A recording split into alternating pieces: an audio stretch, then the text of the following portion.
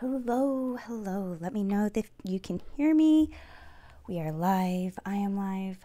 I started working on this project without you guys, and I had to stop and just go live and share this. No, I'm not going to wear this. Anyways, I started pulling out lace and trim and details because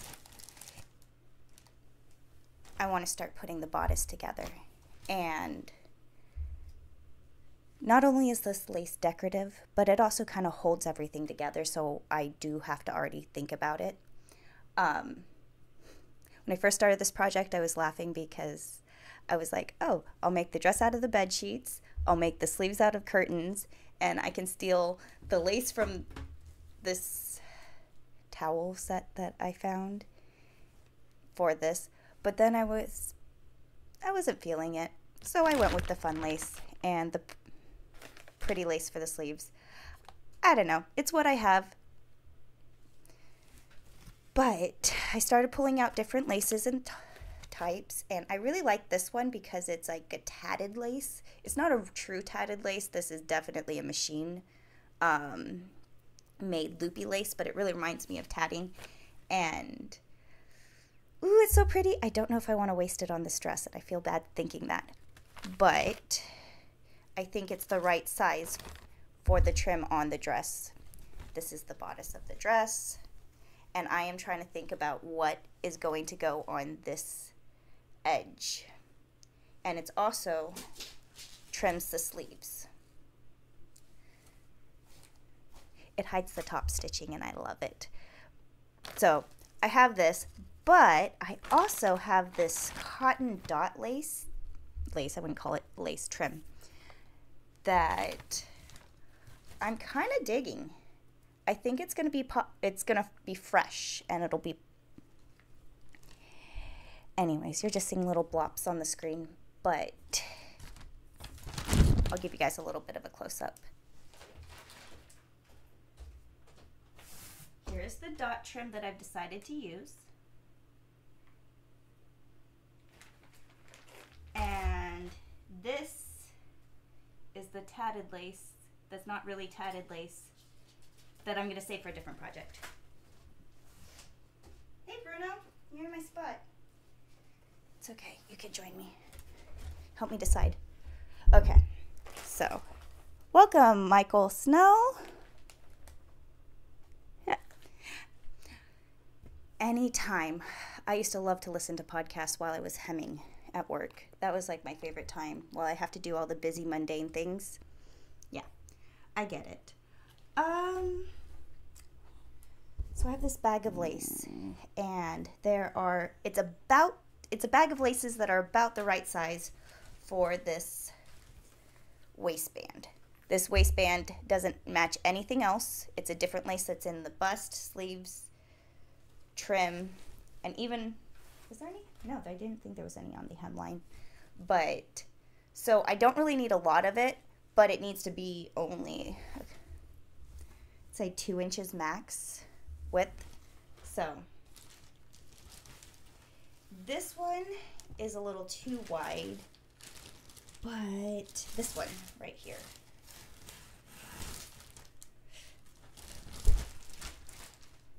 I kind of really like the eyelash. It's an eyelash faggoted lace because it has the strips right here that's called faggoting. And you can weave a ribbon in it, and it would be really cool. But I don't think I want to add it. I think I just want it kind of to have that ladder look in the center. I like this lace because I think it really does go well with my lace I chose for the sleeves.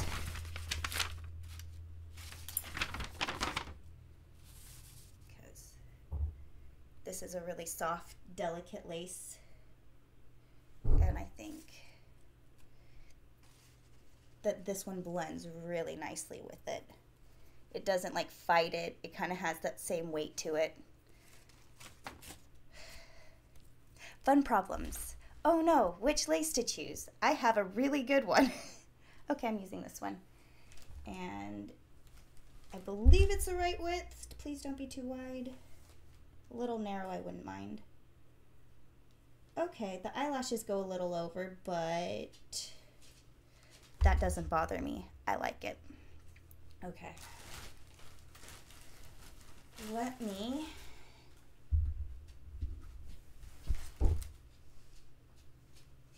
no, Bruno's gonna sit on that. I don't want him on this dress. Let me grab one of these pieces of this lace that I wanted to use and put all the rest away because it's a little overwhelming, the amount of oof.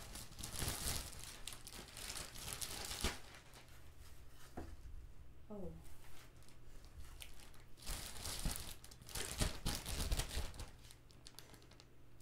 I do have more, but I kind of like this one, so I'm stopping. I'm going to put this one away for another day. I like the dots. I do like the dots. They're not delicate at all like the lace, but I still like them. I think they'll do a really good trim around the neckline.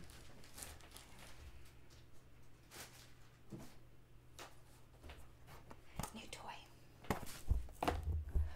Okay, let me see. Oops, that's just my phone. Don't worry, I'm only live, but let me see. I was looking at this dress, and when I opened the inside of the neckline, I noticed that there is interfacing. At first I thought it was a fusible interfacing, but then I realized that it is not stuck to, okay, I have a lot of pieces here. I have my outside fabric, I have my facing fabric, which is just this little piece that only covers the edge. Inside of my facing, I have an interfacing. It's this little non-woven, looks like felt, not felt. It looks like a fusible interfacing, but it's just an interfacing. So interfacing, facing, fabric. Okay? I cut out my outside fabric, I cut out my facing, and I cut out my lining, but I did not cut out a piece of this interfacing. I've never been a fan of iron-on interfacing. It makes things feel funny. I don't like the way it lays. I've never been a fan of it. I've always, like, if I need to put an interfacing in it, I tend to do a sew-in interfacing. But this one isn't a fusible one. And the reason I know that, because it could have separated with how old this dress is. But the reason I know it is because in a couple areas where I was like, how'd they do that? Instead of being on the same side as the facing, it's sandwiched between the facing and the interfacing. And I'm like, oh, that makes sense. Okay. So the interfacing's there to give the facing a little bit more structure and support. This neckline has a curve. It follows up the curve of the neck. And it also has the edge of the neckline that has a curve to it. And it's finished with the facing. But in order for things to stand up without slouching and things to really hold their shape, I think that an interfacing is important. I don't have a non-woven interfacing, but I do have some scrap organza. Granted, it's a flocked heart print. It's left over from that girl over there. But I'm going to press this, make sure it's nice and sharp. But this fabric is very lightweight, but it's crunchy. It has a lot of structure to it. So this, I think, would be lightweight, not noticeable. The flocked hearts are a little bit much, but I love it, so I'm just going to leave it and go with it. But, yeah, I'm going to go with this organza as my interlining. Interfacing's interlining. Nope, I'd call it an interfacing because there's the facing and the interfacing. This is the interfacing. Hope you guys figured that one out. but it is important to the structure and integrity of this project, so it's worth taking the effort to put a little piece of what seems like flimsy fabric. This is going to add structure and support and make things lay the way you want them to. Because sometimes you're finding the fabric and you can just use an interfacing. I need my iron.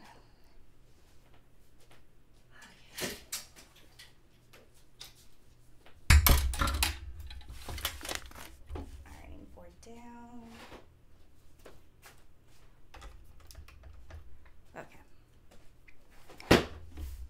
Okay, that piece is, I have the whole bodice kind of puzzle pieced together so I can sew it together. And I just need this piece right here. This is the facing. And I need the facing for the front, and I need the facing for the back. And I'm using the fabric instead of the paper patterns just because the fabric sticks to itself way better than paper sticks to itself, so I don't really even need to use pattern weights or pins to hold them together.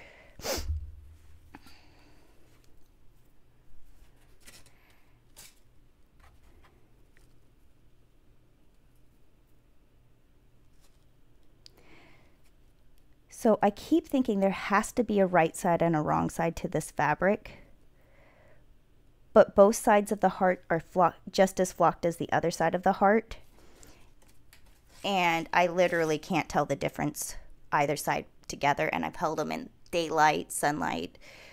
So I'm safe to not have to worry about a front left and rights, but I still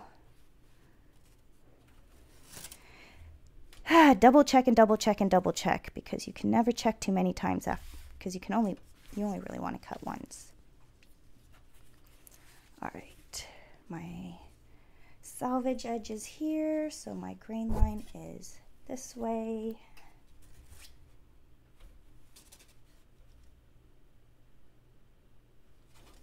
Yep, okay.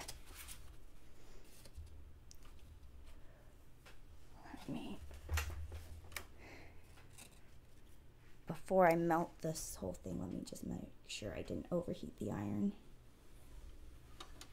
Okay, we good. I have put a way too hot of an iron on a way too synthetic of a fabric and melted holes in it when the dress was almost finished. It's how my hot pink dress ended up being a halter in the front instead of gathered in the front and back. I ended up liking it better, sometimes happy little accidents, but still, I am now extra cautious about how hot this iron is because it can get nice and steamy.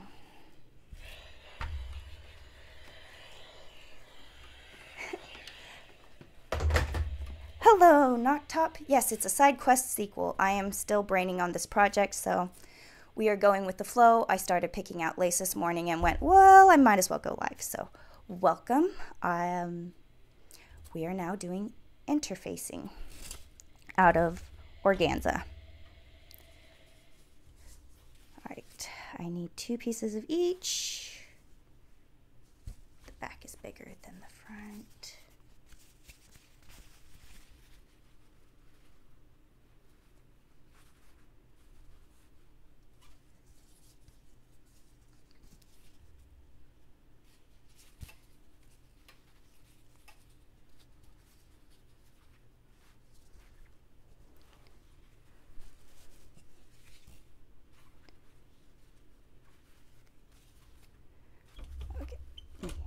Smoosh it. Just kind of smoosh it.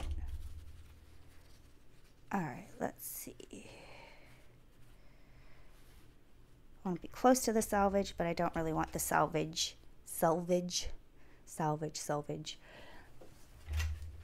edge on I'm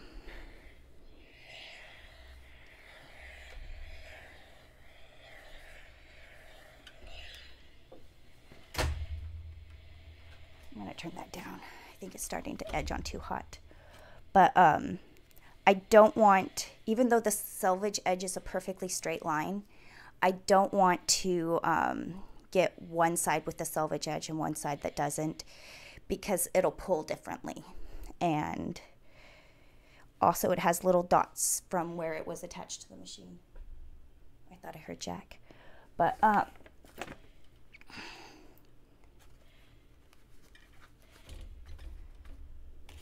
so close, but not through, but not quite to.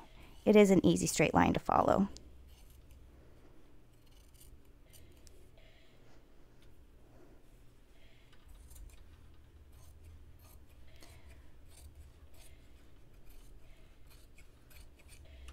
Oh, it is pure chaos right now, but I love it because I'm into it. Fun side quest.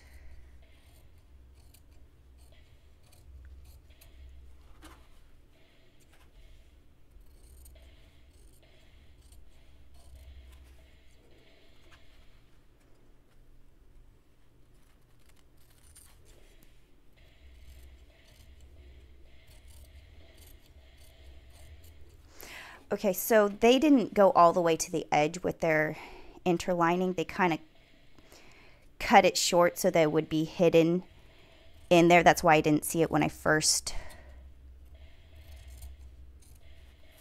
peeked at it. I didn't overthink about it because they cut it shorter. I'm cutting it the same length. I might trim it down once I have it in and understand what's going on. But I got to do the front piece too. I threw that too prematurely. Oh well, here's this one. Let me go grab it.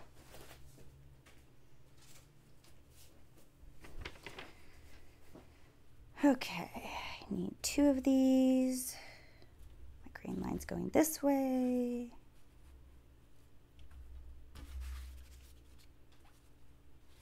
If we go like this, will it fit? Yes. Okay.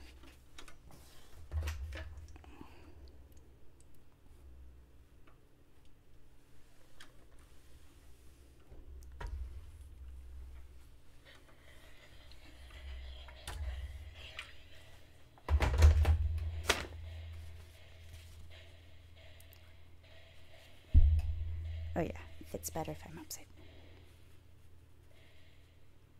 There we go.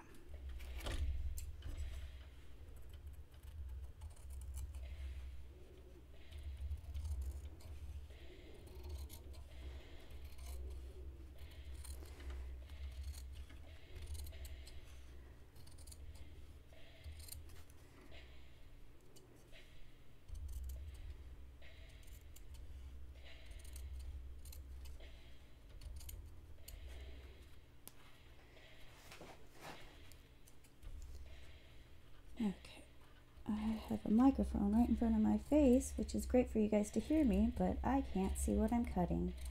It's okay. I'm used to the chaos.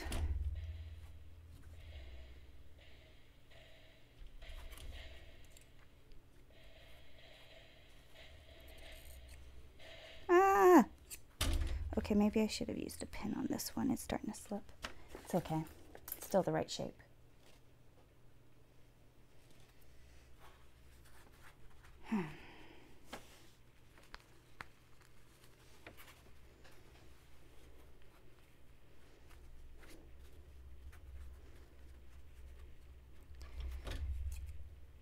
Okay.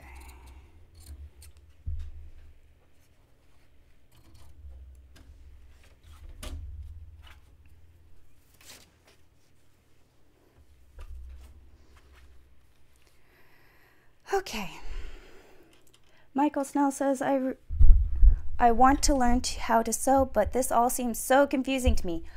Oh yeah, no, I am going full on complicated. You guys are along for the bumpy ride on this project. This is me copying a vintage dress with bed sheets and random other things, and I pattern draft the pattern myself.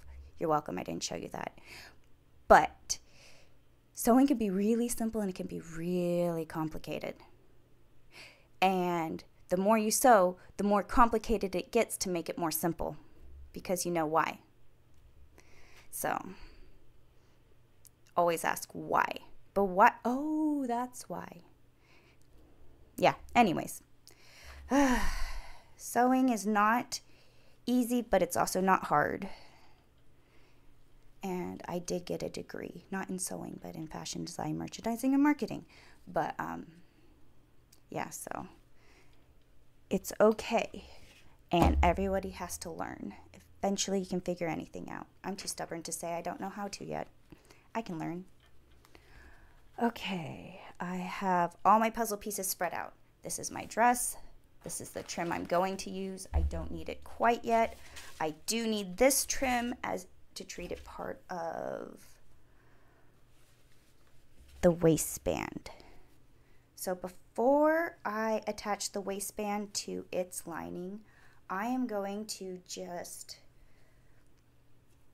sew the lace to the band. Let me put these back with the sleeve, this is where all my bodice pieces are. My skirt's over there, my bodice is over here, the sample's over there, sleeves are here. Just so you're oriented in my chaos. I also pulled out the serger and the sewing machine, and I will be using both for different purposes, and I'll explain exactly why I chose which one for what reason. But right now I am going to attach, I have a lining piece for my waistband, and I have the front piece, and I have the piece of lace.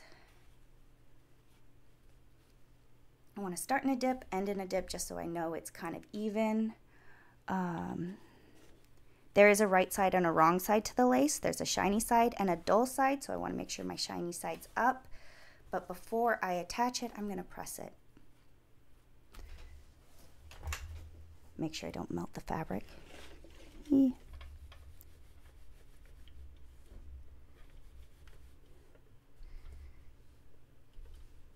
don't want to press the eyelashes in. I need to press them out.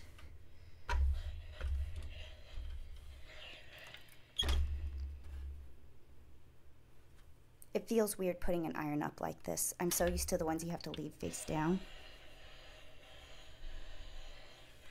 And those felt weird, getting used to those ones. Hi Bruno, how you doing? All right, I only need a little bit. All right. Here's my waistband piece. Scooch it over ever so slightly. And let me pin it in place because it will slip around.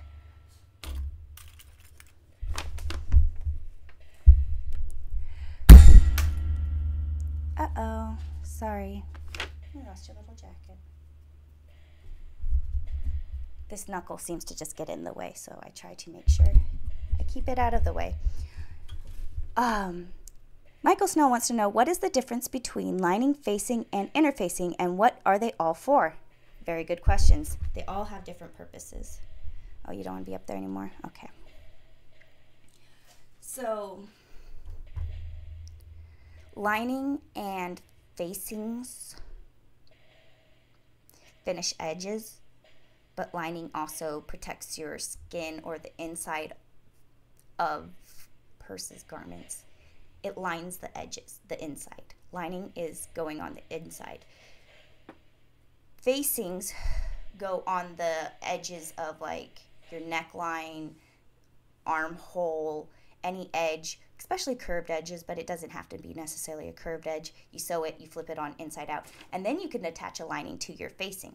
Now the interfacing goes on the inside of the facing to give it more structure and support, because your fabric might be a little flimsy and floppy, but it's gorgeous and you want to use it, but in that instance you need it to have a little more structure and support. You can throw something inside of it like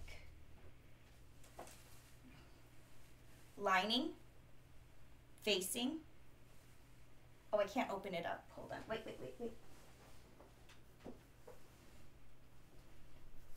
Interlining. The cotton is an inner lining.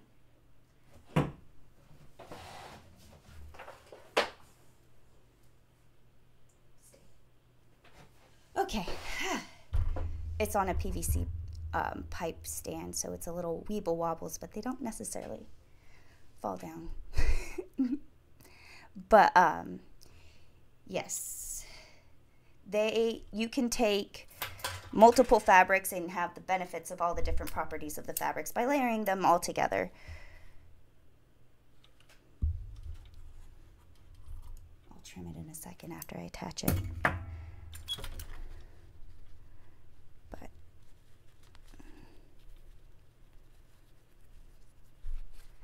But yeah, good question. And you know, the words are, I'm not always sure if it's an interlining or an interfacing, you know, like I get them confused, but I have to think about what is it doing. This is facing the side, the inside, this is a facing, it's finishing this edge. This is the lining, it's finishing the whole inside. You don't necessarily need both. You can have one or the other or both. And then there's the fabric inside of it that you don't even see. That's whether it's an interlining or an interfacing. So lining, facing, and then the ones that go on the inside are the interlining, interfacing, because they're inside. I don't think I've overthought about it too much. I just go, I know what it needs to do. Oh, it has a name, but it can get confusing. Okay, so I am going to use my sewing machine with the abstract stitch. What is the abstract stitch? It is like a zigzag stitch, but it has a little bit more of a three-step pyramid where you have a zigzag and then it points up. It's not a straight line to get to your zigzag, so it's harder to distinguish it on the lace. It just kind of flows in and disappears and you don't think about it. When they have extreme horizontal and sharp angles that we're used to seeing, we pick up on that and we can see that zigzag or we can see that stitching. And in the abstract stitch, you want it to blend in and disappear, and not all abstract stitches are created equally. We had to send a couple sewing machines back because their abstract stitches just didn't blend. And Brother, they have a really good abstract stitch, and so did Janome. So if that's anything to you, if you work with a lot of lace. But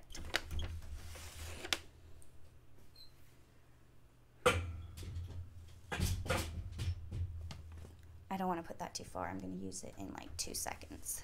But abstract stitch on this machine is 16. And normally I do it kind of longer, but this is such a delicate lace.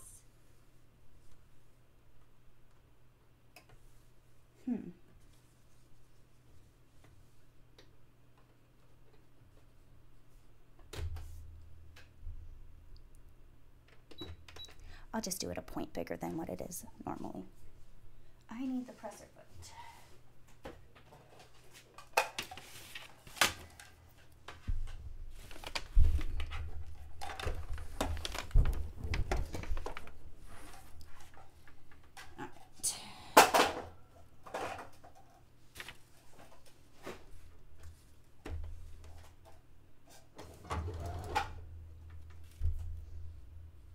You know, it would be really nice, some thread in the sewing machine. I'm used to just having everything set up, and I go sit down and I run it through the machine.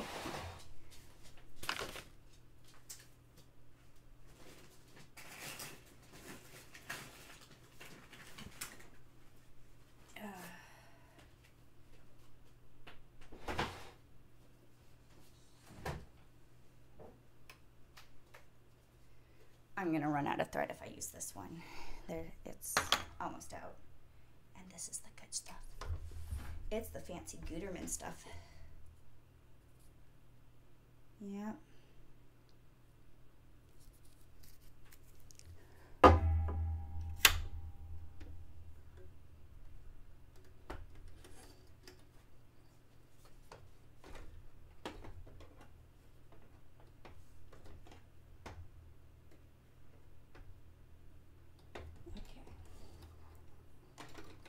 let's try this again now that we have thread on the machine. Round 2.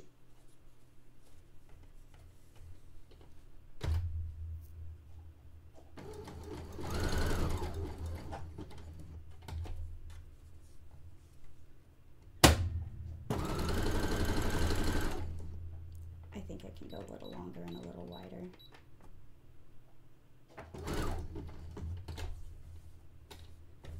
Oh, maybe not that wide.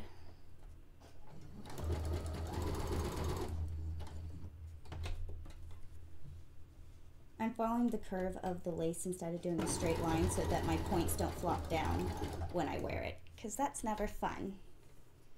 I know you can just go straight line over the top, but I don't want to sew down the eyelashes on this lace.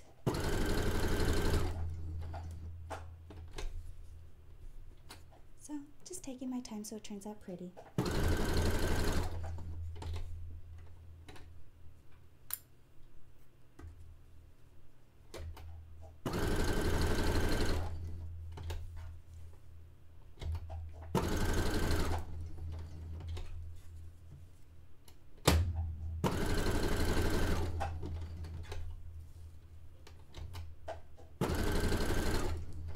This reminds me of the exercise that you do when you first get your sewing machine, where you have to follow the racetrack and follow the zigzags in the corners.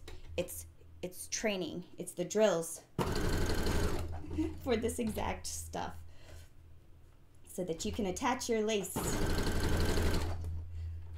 I can't drive in a straight line to save my life. Yes, I believe in you. Look at now, you can do a zigzag.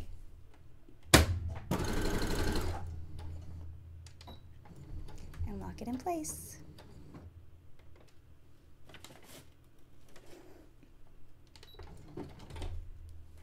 Okay, that's one side. Yeah, it blends in completely. I will show you a close-up in just a second, but I want to finish sewing this before I do.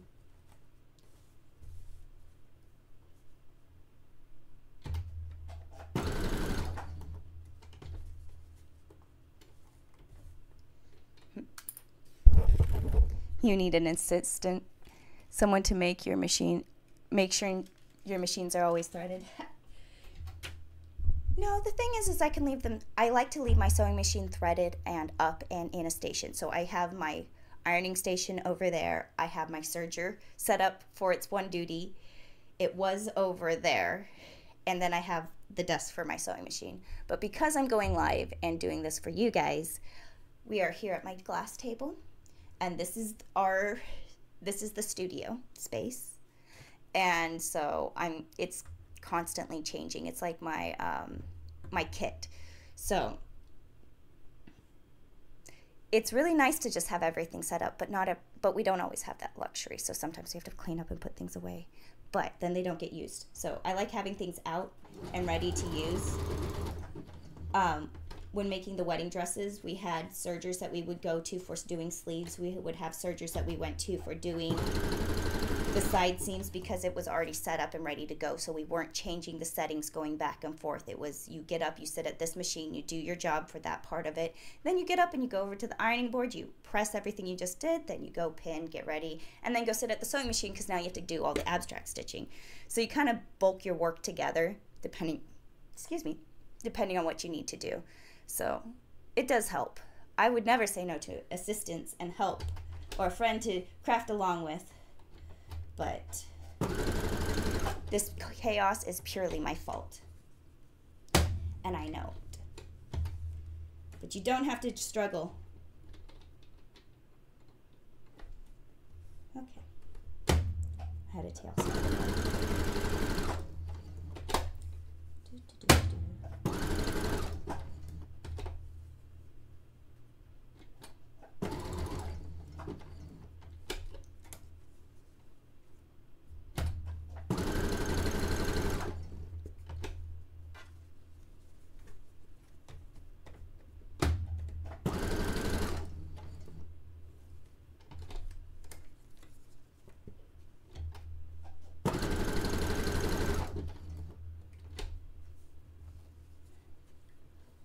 Okay, I just had that, oh, it turned itself off.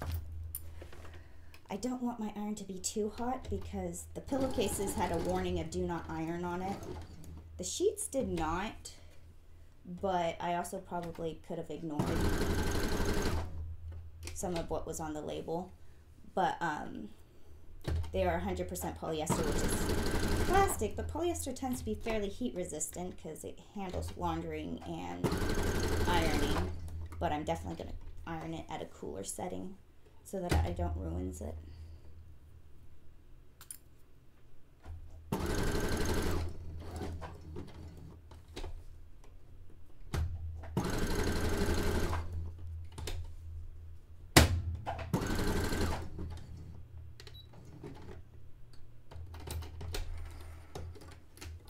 Okay. Let me show you the abstract stitch. Can you see where my stitching was attached? It's wrinkly, I'm going to press it, but on the back you can see the zigzags that I followed and how it's not quite a straight line.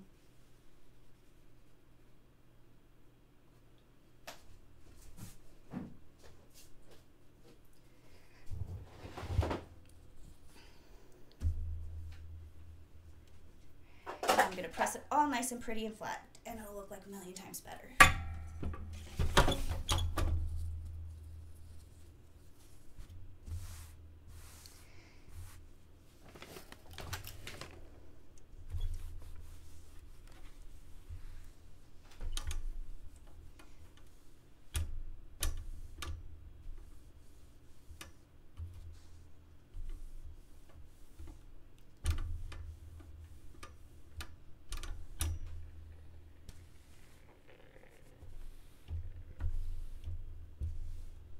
So pretty. Now it's all laying nice and flat. I'm straight line. Not too tilted. Let me trim off the excess.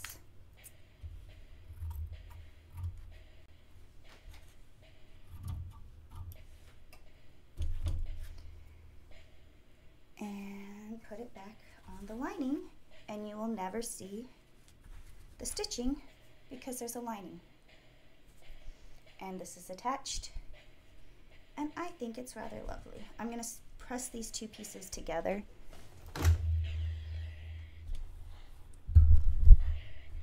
Because pressing as you sew makes things so much nicer, like 100 times nicer, not just like 10 times nicer. The ultimate smoosh it. Okay. So now time to focus on the gusset. So I have an extra piece of lining in here that the original doesn't have. It just has the piece of lace and one piece of fabric. I'm going to start with pressing this flat to make life easier,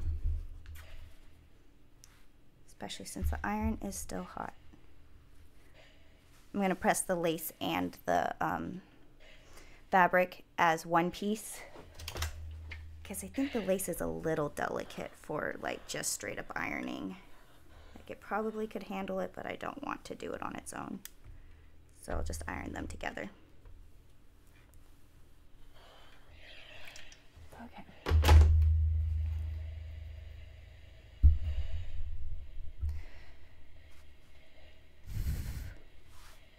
Cool it off. Okay, there we go. So pretty. I kind of appreciate the subtle directionality of this print, so I know where my top is. It makes it easy, but also it's not insane. Let me see. I need my fitted sheet.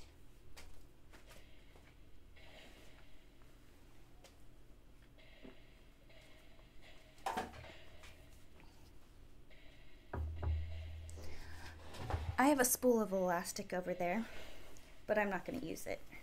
Since we're making this out of bed sheets, there's really good elastic right here in the fitted sheet.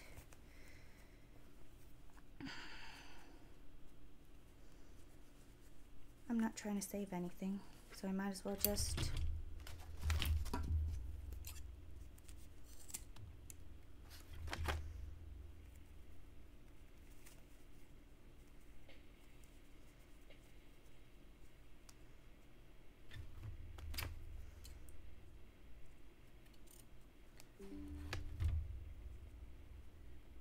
Oh no. It's so gathered. I don't want to lose the end that I just cut to free.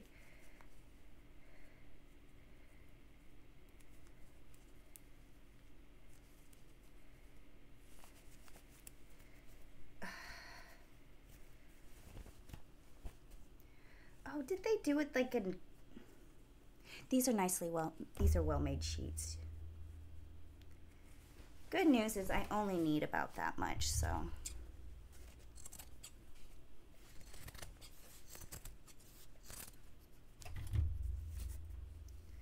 Let's see.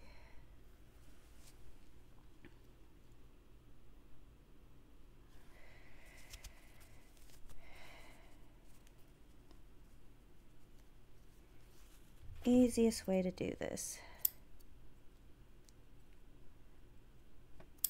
Seam ripper. No, easiest way to do it is to go grab the elastic that's right over there. And then I don't have to reuse this elastic. That's still good.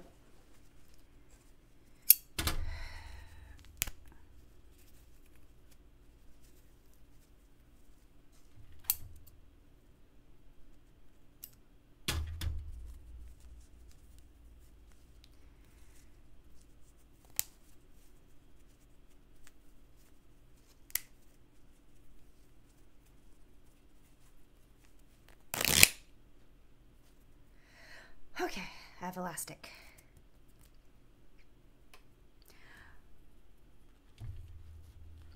I need to see how long the finished length of, hold on, let me move this dress. The finished length of the elastic is. And then see if the finished length and the elasticity of this elastic are the same. Okay, so there, and I eyeballed it perfectly. I love it. Okay, so this is going to work. Hi, Jack. Yeah?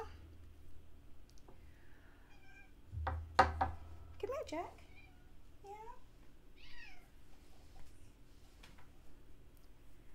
Hi. What's going on? What do you need?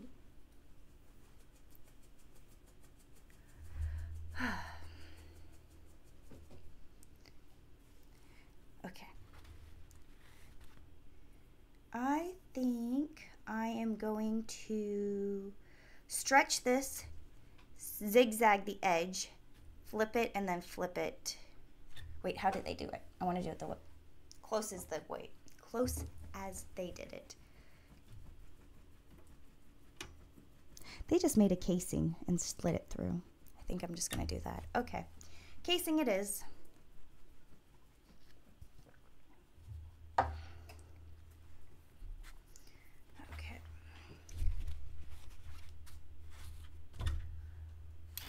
All right. Elastic, front gusset.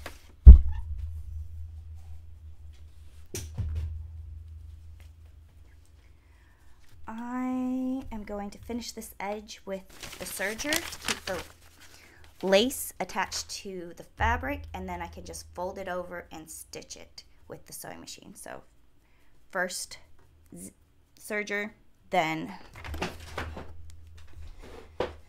sewing machine. So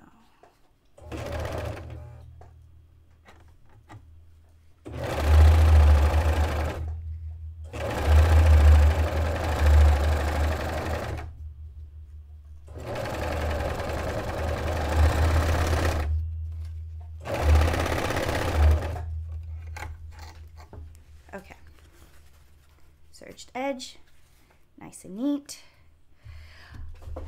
At my wooden table, I just have my ironing mat right here ready to go. Because if you press and sew, it looks so much better. And it's the truth.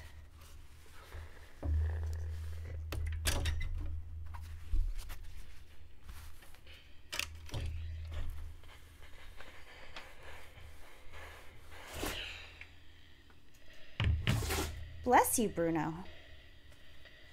You okay? All right, where is my piece of elastic? I lost it underneath here probably. Yep. Okay, it's that wide, so I need it to be folded over like that. All the way down. You see how scientific I am about it? No,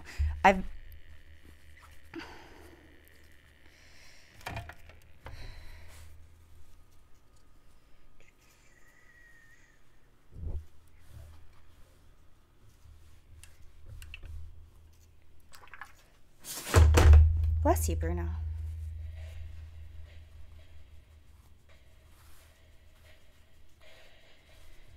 Smoosh it and then you smoosh it.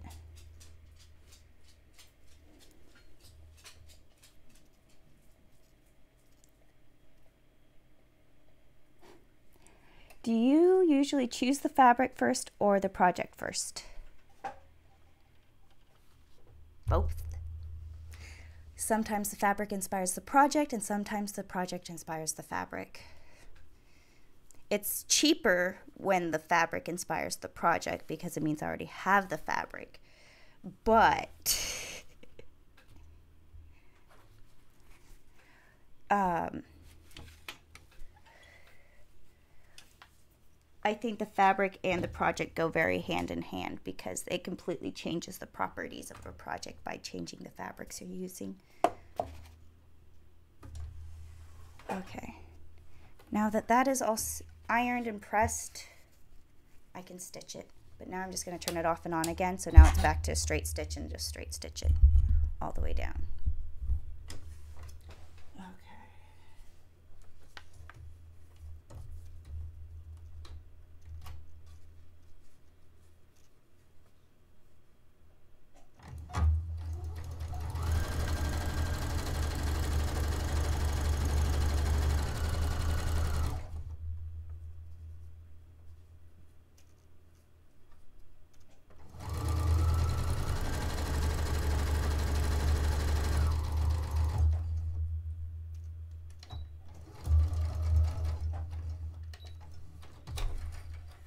Okay, let me see. I think I have a safety pin. Do I have two? Yes, I have two. Okay.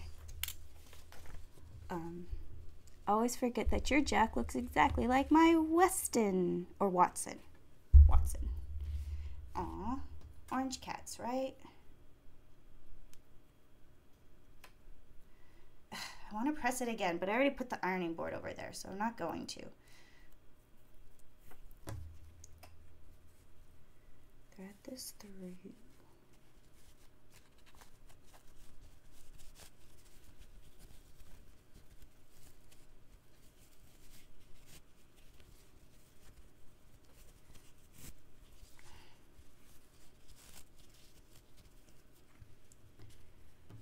I'm going to thread this, pull this through all the way to the end, till this end is just inside of the casing, and then I'm going to stitch it into the casing so that it doesn't move, and then I'll finish threading it through and get the other side. All right.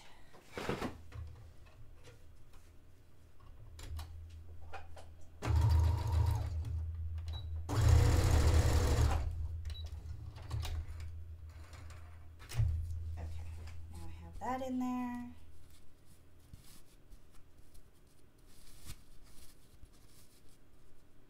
Pull through. Stitch this side.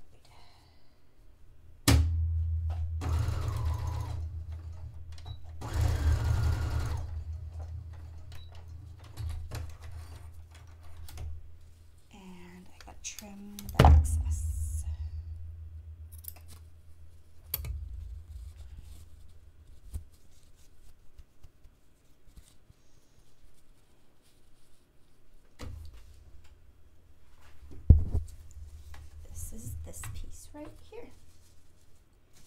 go.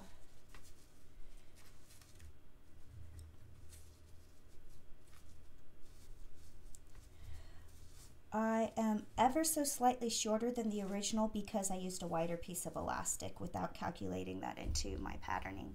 So I will have to take a mental note, but it's not a big deal. It's just the difference of the width of this elastic to this elastic. Okay, so I have that lace, I have this piece. I wanted to get the sleeve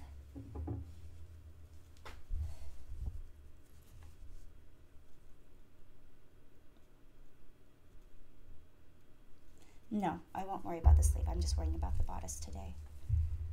Okay, so that piece and that piece. Let's do it. Okay.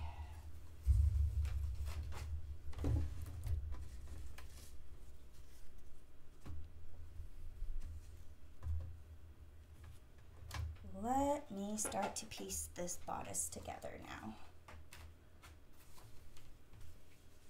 This is my waistband tie.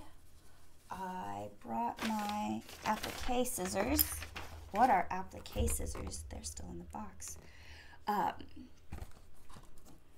don't use them often, but when I use them, they are a very useful tool.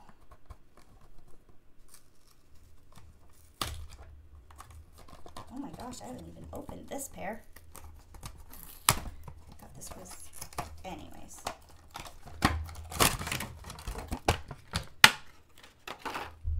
Applique scissors have a little duck bill on their bottom or top, depends on the way you hold it. Blade, and they have a bend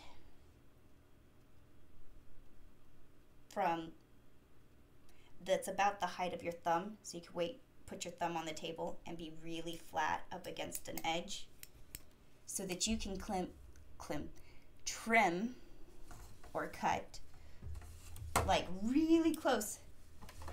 That's why they're called applique scissors, because you use them when you do appliques. And I just wanted to get in here and trim this little piece of fabric off the edge, because then this would be a pretty finished edge, and I can use this for my ties. This edge right here is the top of the sheet. That little band that you know that it's the top versus the bottom. I'm using those for my ties. I cut it in half, and I tore it, and there's just this little bit of unfinished edge that I'm trimming off.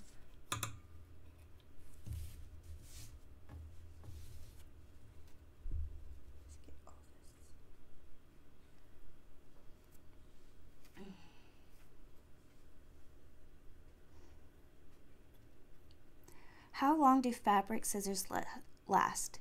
Can they be sharpened? They last forever with care, and they can be destroyed in a moment. So it depends. Yeah, and they can be sharpened. They should be sharpened. You can over sharpen them, so you don't want to sharpen them every single, they get used, sharpen them. Don't just sharpen them willy-nilly, I guess. Anyways. So I am going to take my little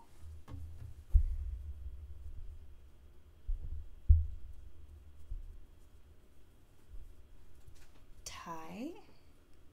Let's see how I did it. It's right there. And it is okay.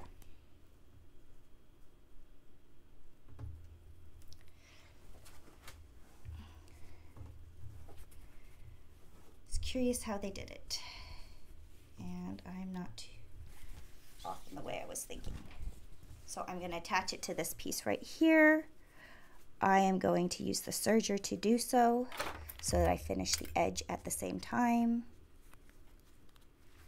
And then when I sew the front to the back, this edge will already be finished.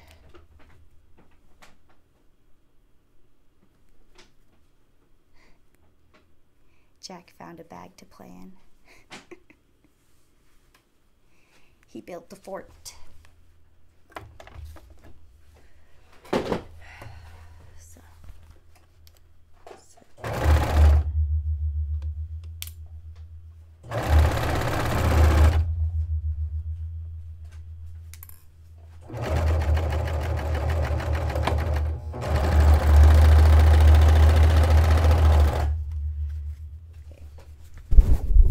This is the waistband, one side.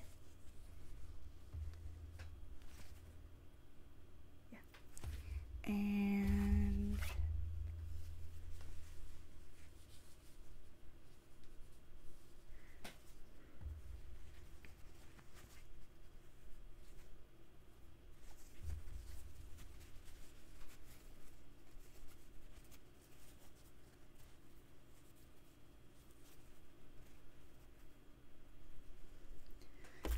pin these together.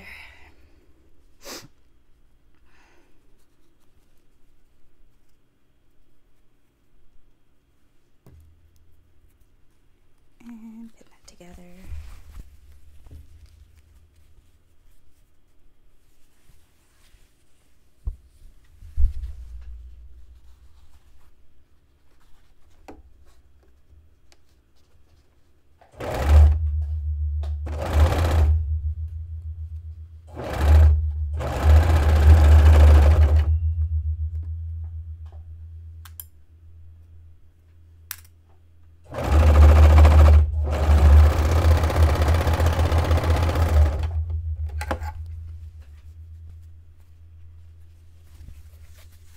Okay, so that is all together. I am just going to pin this so it doesn't droop around because it's making me nervous when it droops around. It should be treated as one piece of fabric. If I had stitched it together, it probably would, but we're fine. Okay, put this waistband to the side,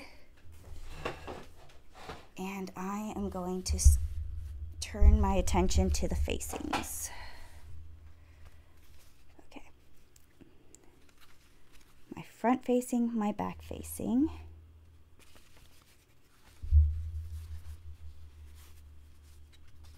Okay. Front bodice to back bodice. And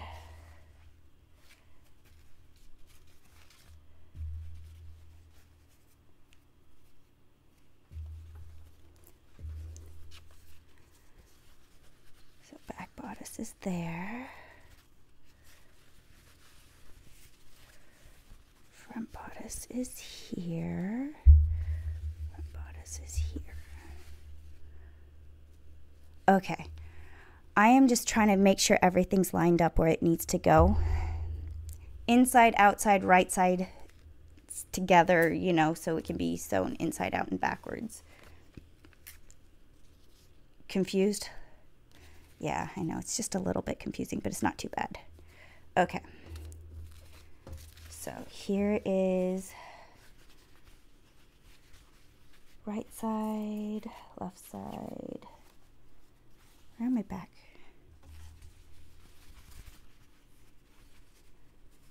Bodice front and bodice back. I don't need you yet. I'm working on facings. Bodice back. Here's your facing. Go over there, and this is the bodice front and facing. Okay, I have my two back pieces that are my facings,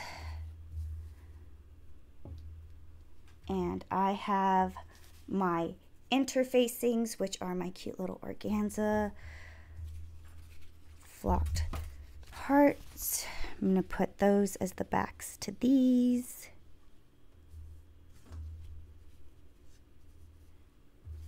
One, two. And then I have my front pieces that need to be attached to my back pieces at this point.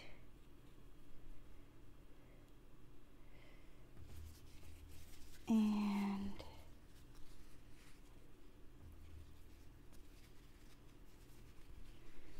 this point.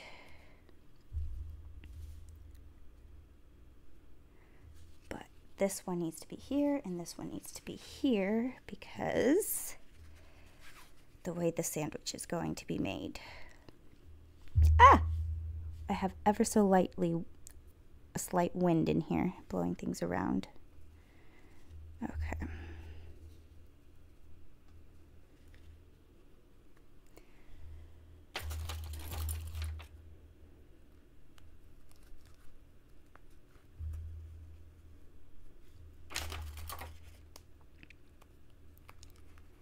All right, so these are going to be on the pretty sides are going to be on the inside because they're going to be part of the interfacing.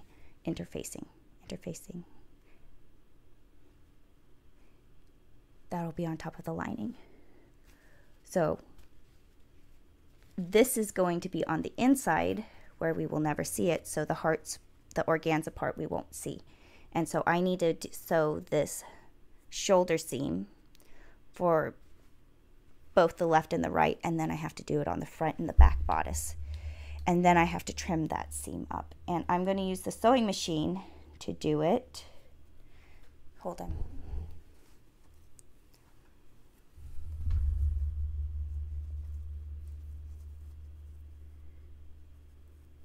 Yep, because that's the way they did it. It's a little messy on the inside. There's a lot of frayed fabric and stuff like that, but it's all encompassed and tacked down, and it's pressed open and flat. I think that's how I'm going to get the best curve on there, so I'm going to do it the same way they did it. Whoever they were.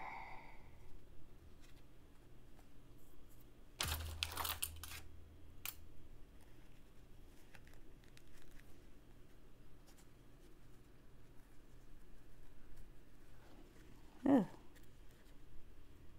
So light and delicate, and it's hard to see some.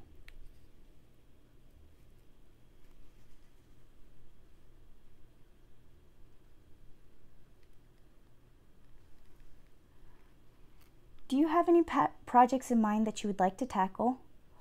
Always, always. Always have projects in my mind of things that I have to tackle, want to tackle, get to tackle. Yes. Hi, Jack. You want to come up? Come on. No? Okay. You don't have to. Let me add a straight stitch. Okay. Yes, sir. What can I do for you?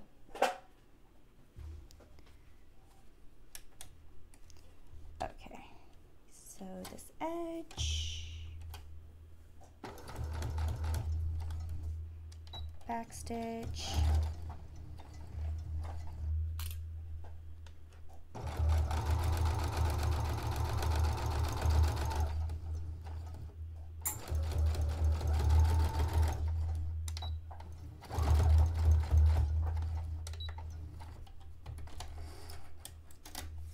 okay.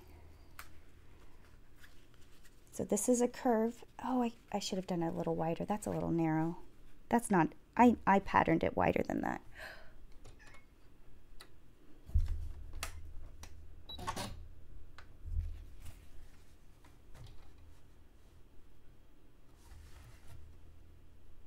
Okay, I have a different foot on. I lined up differently. That's okay, I can fix this. It takes 2 seconds. And I was good and locked my stitches in.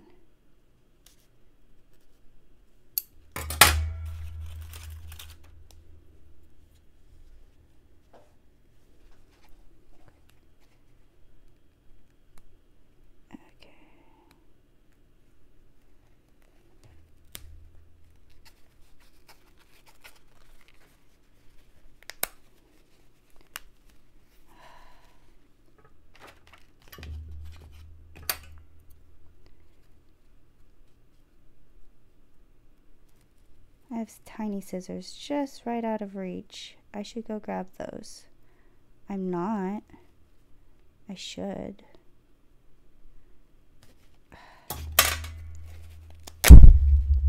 Okay, let's do this again.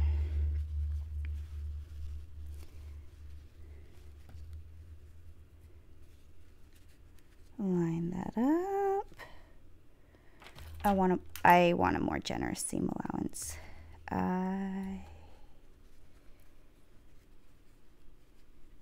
No, that wasn't right. Okay.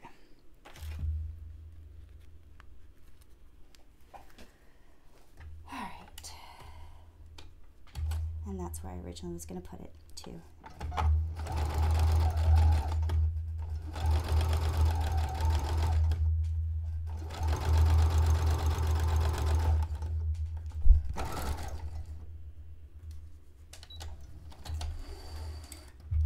Okay, that's right.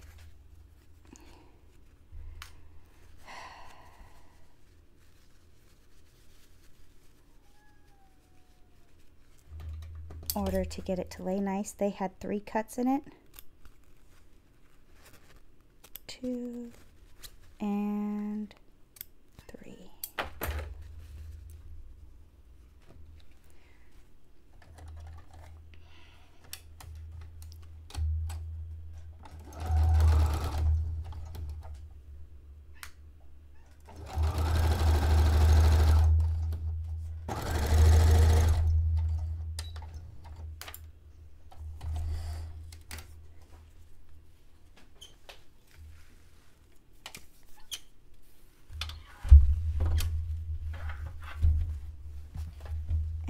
I'm going to press right over that seam that I just did so that it's flat on both of them.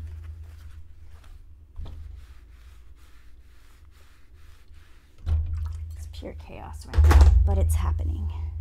Okay, and then I'm going to press it open.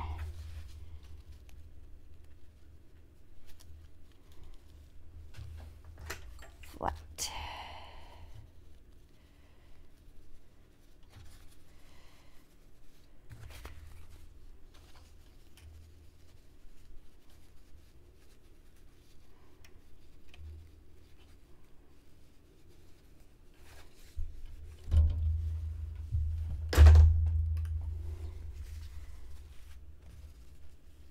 Go to the front and press it too. Now there's definitely a curve to this, so I have to respect the curve of the fabric. I am really pressing into it, but because I want it to curve right there at the neckline and hold its shape. But I don't want to stretch it out.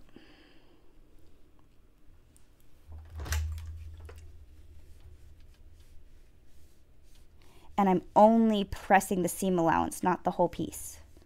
I'm focusing the heat of the iron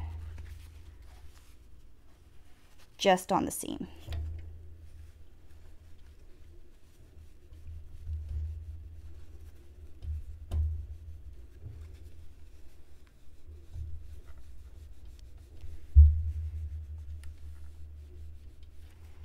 All right. Oh, that's so nice. Okay. Let's do the other side. Press it flat.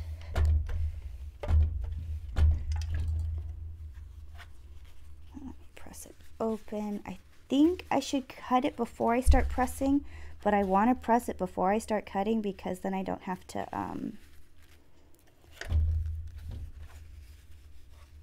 trip over my cuts. It's just one piece.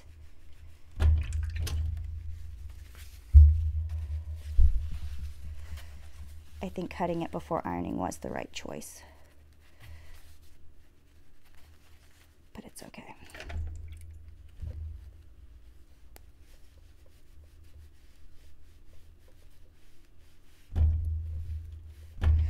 Okay, why am I cutting it? So that this curve and all this excess seam allowance can lay flat and out of the way. when it's on.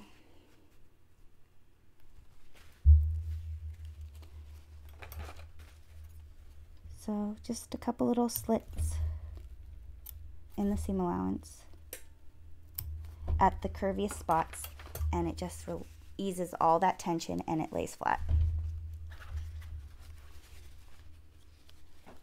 Okay. And you smoosh it and you smoosh it and you smoosh it.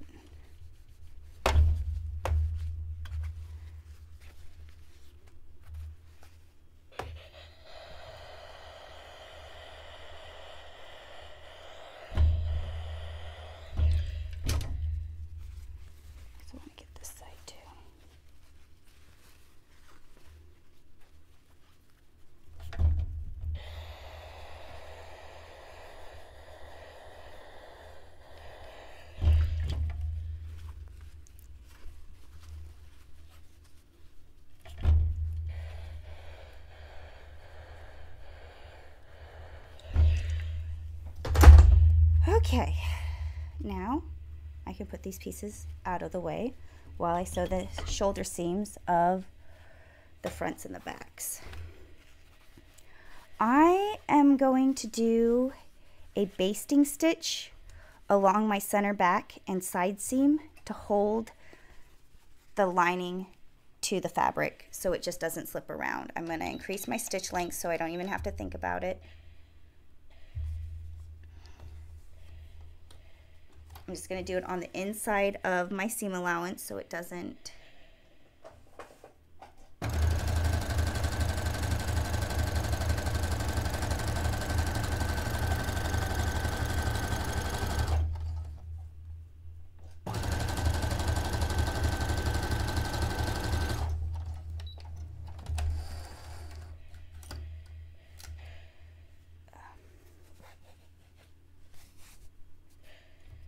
I'm not going to do a different seam stitch length. I'm going to do the regular stitch length.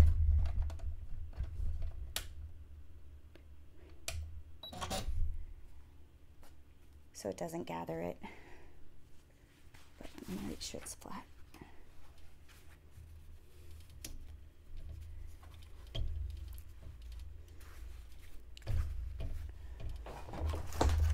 Should put my iron closer, but I already have 2 sewing machines and an ironing board and an audio setup and a live stream setup all on this little table. So we're doing the best we can with what we got. All right, stitch this side.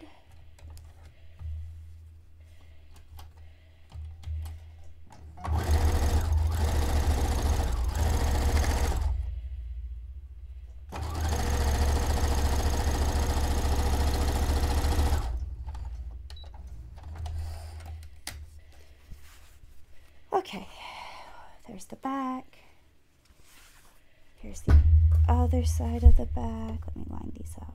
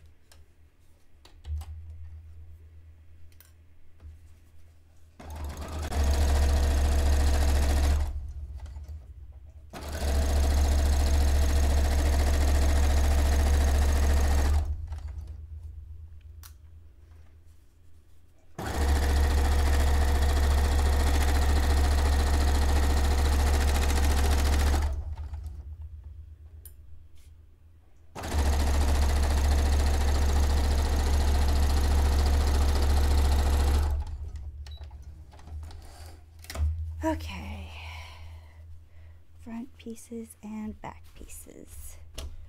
I'm going to leave this side pinned for a second, so I have pins to line the front up to the back.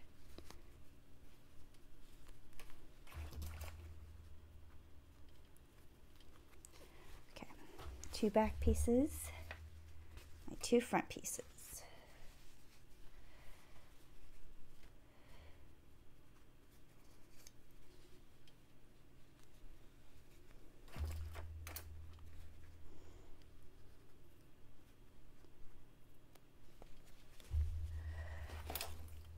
Okay.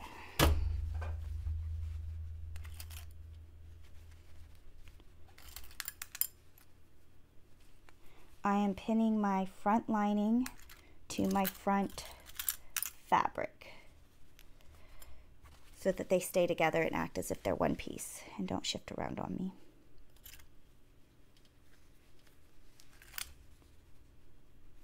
I stitched the front and back piece, but after doing that, I don't know if it's actually necessary. Okay, so this piece attaches to this piece at the shoulder.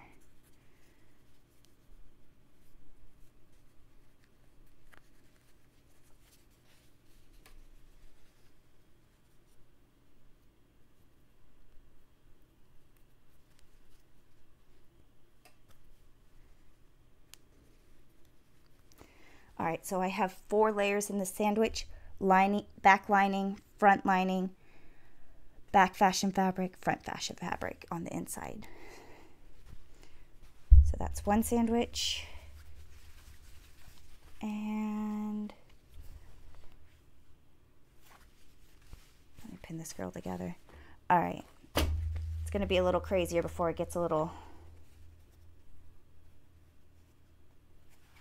so you can start to see what's really happening, I guess.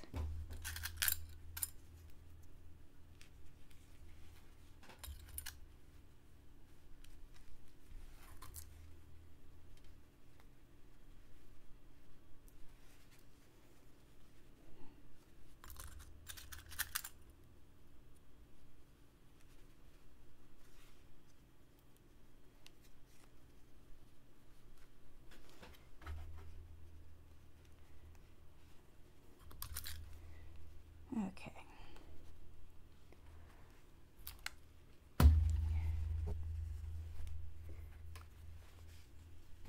right, let me attach this at the shoulder seam. Line all 4 layers up.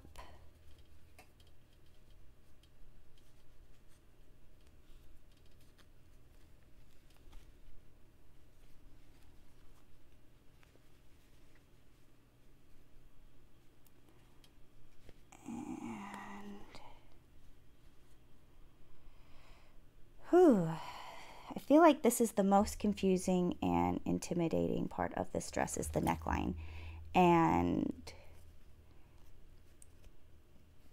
there are 8 different pieces. No, there's 4 plus 5, 6, 7, 8, 9, 10. 10 pieces of fabric that need to get sewn up in this one seam. Well, they're not all in the one seam, but they all need to be up in the shoulder.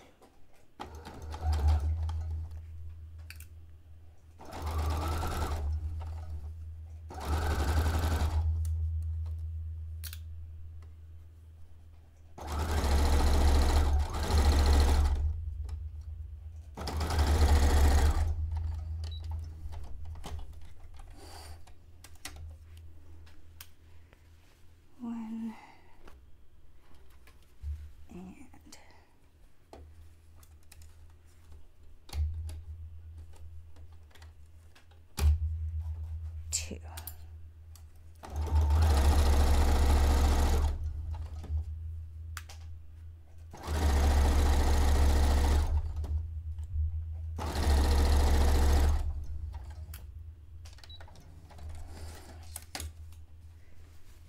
Okay, let me press the shoulder seams.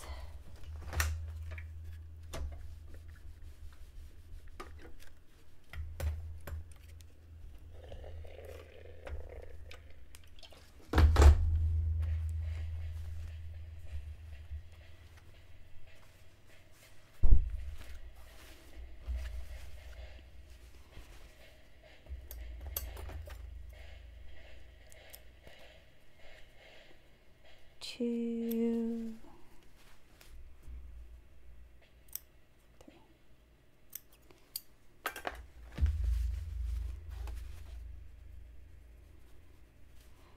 I can see why they decided to do all of these layers the way they did them instead of just serging it together as if it was one seam, because there is a lot.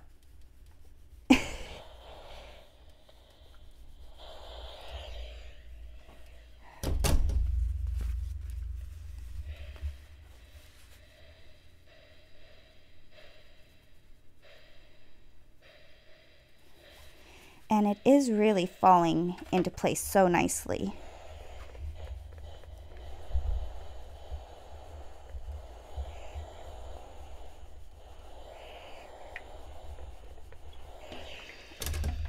I would be lying if I'm not nervous about attaching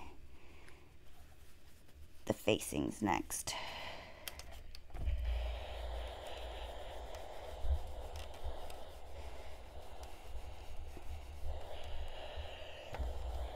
Uh-oh.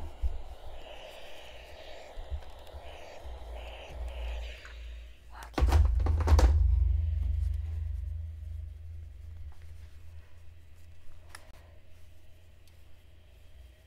There we go.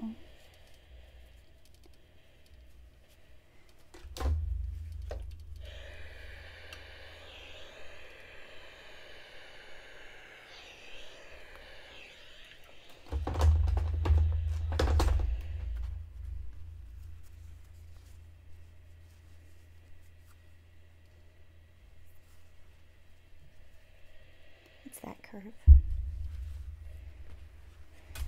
All right, let's press this one.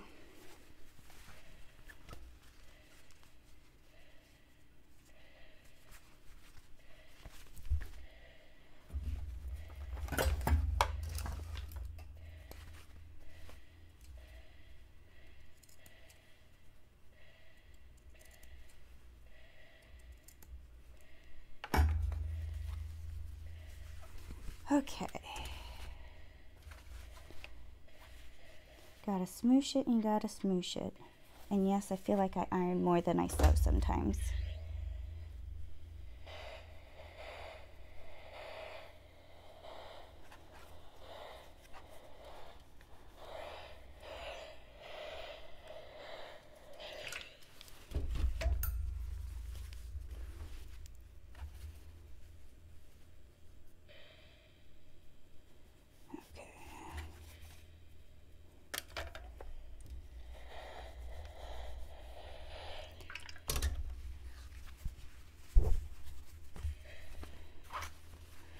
I am only ironing the seams so that I don't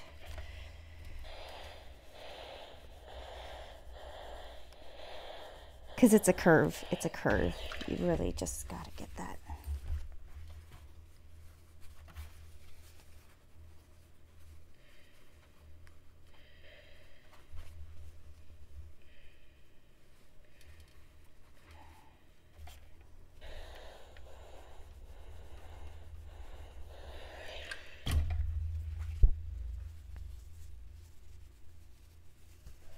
Whew, it's starting to get hot.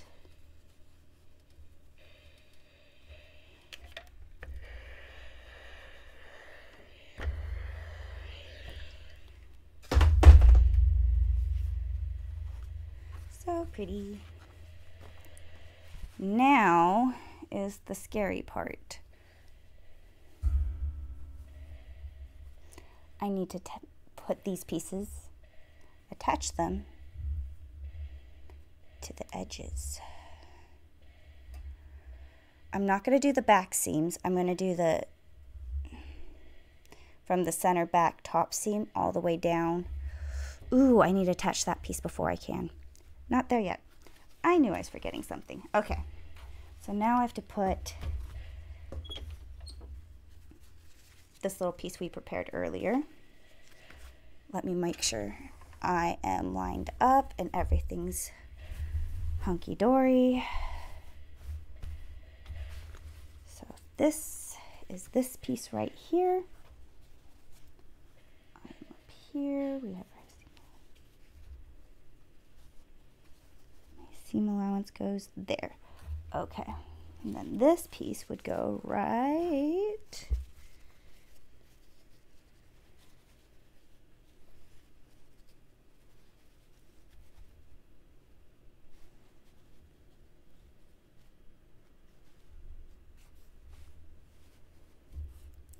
let me drop it down to where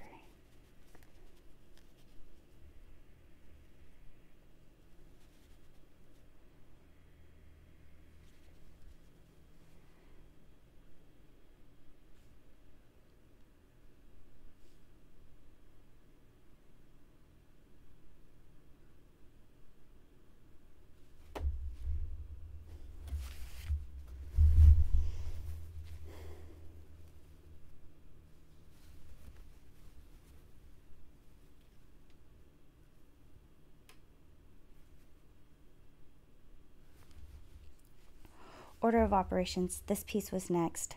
I think this is going to be shorter than I want to. It may show more. Is it going to be too low? Let me pin it and see if it's going to bother me. If it's going to bother me, it'd be quicker now to cut out a new rectangle that isn't so short. But if it's not too low and it doesn't bother me,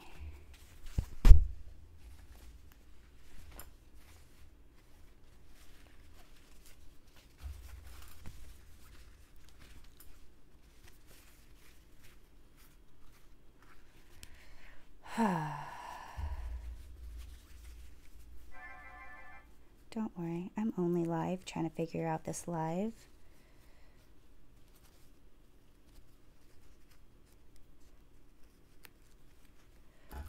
And one more.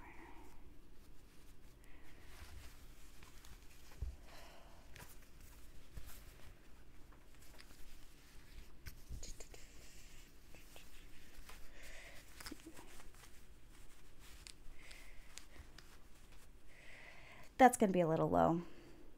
I think I need the actual.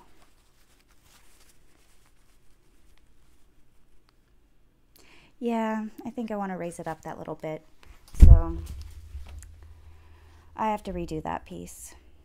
And since now I'm set back ever so slightly, I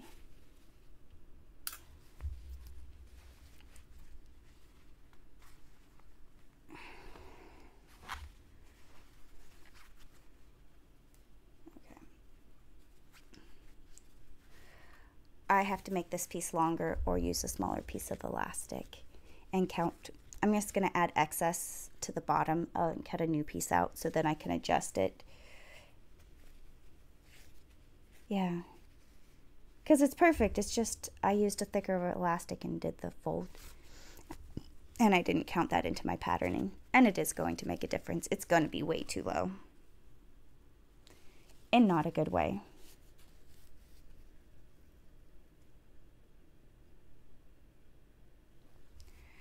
Oh, that is a very good question, Michael Snell. Hold on. Okay, never mind. How do you know piece size? How does one measure oneself? Or should I or someone else do it for you? Very good question. All right. This one, I've lifted the measurements directly off of the gown itself.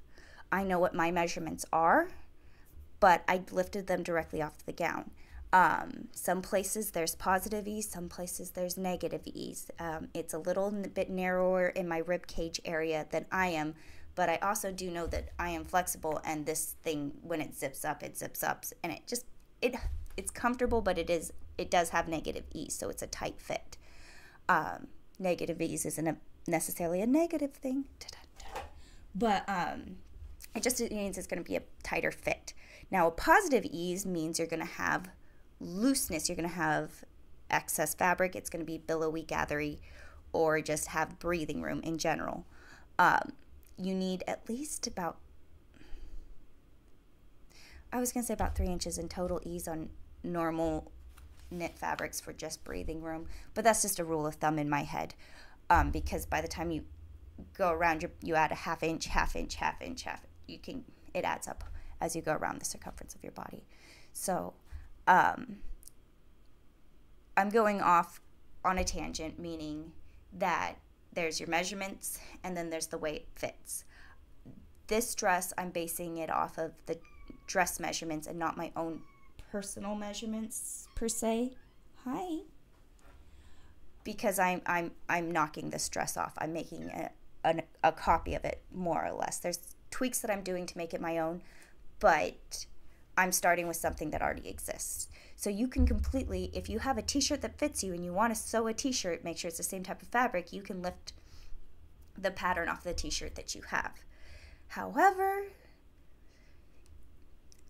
if I was to size this up, which I was considering doing as a fun thing, to others people's measurements, I would scale it up proportionally. So it has a negative ease. It has about 2 inches of negative ease right at my rib cage waist area. So my under bust to waist line, there's a negative ease to it. So I would take whoever's measurements it is, and I would probably take in 2 inches of ease for someone.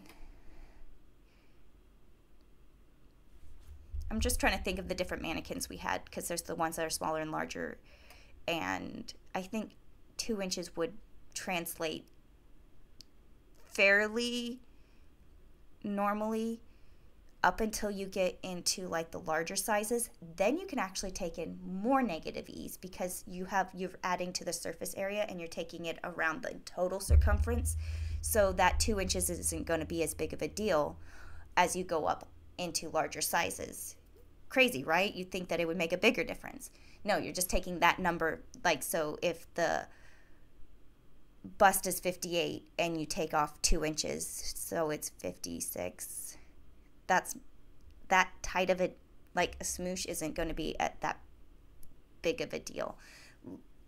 But then when you're down into like a 20, let's be nice, give them a 30-inch bust and you take off 2 inches, that's going to be a bigger of difference off of that than it would have been off of the 58. So these are just different ends of the spectrum, you know. So it's a rule of thumb, but it's not precise. So if I was to scale this up, I'd see that they took off some negative ease, and I would probably keep it the same up until I got to a certain point, and then I would take off additional negative ease. But that's me knowing my numbers and patterns. Yeah, but if you take your own measurements, it's not necessarily a good idea for you to measure yourself. I say that as somebody who often does take my own measurements, but I also know that when you're measuring your shoulder to your waistline and you look, you can lose like 3 inches of your number by just leaning forward or sitting up or wiggling or doing this, you know. Like when you are measuring yourself to peak, you change your numbers and you pull things funny. So it's definitely helpful to have a friend, a trusted person that you know, that won't judge your numbers, help you get accurate numbers so you can adjust it there. Because shoulder to shoulder is a measurement that you can do, that you can, like, if you know that and you know that number, you can go in shopping and you can measure your shoulder to shoulder on garments and be like, yes, this is going to fit nicely, or this is not going to fit nicely. You can also do that with the bust. You can take your bust measurement and you can measure the garments themselves and go, ooh, this is going to be really tight, or this is going to be really loose. So I hope that helps. Yeah, I think I've lost motivation for this project for the moment. I got a good chunk of the bodice started. I think it's going to be really pretty when it's finished, but I do have to redo that piece, and so I am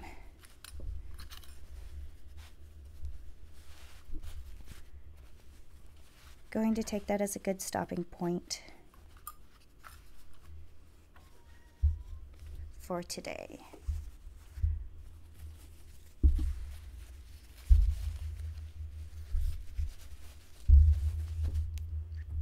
Oh, it's going to be so pretty. I like it. Thank you guys for joining me on this spontaneous side quest. I will try and keep you guys in the loop as I make more progress. I can't promise you guys anything, but make sure you're subscribed with your notifications on so when I do go live, you can pop in and see the progress is going. Oh no. Okay. Whew. I thought Jack had discovered my fringe skirt. Okay. I'm ending the live stream. You want to come say goodbye? Yeah? Okay, come say goodbye. No? No. Jack does not want to say goodbye, but I do. So I will see you guys next time. I definitely will be live next Tuesday, but for now, we'll see when I work on this project next. Bye.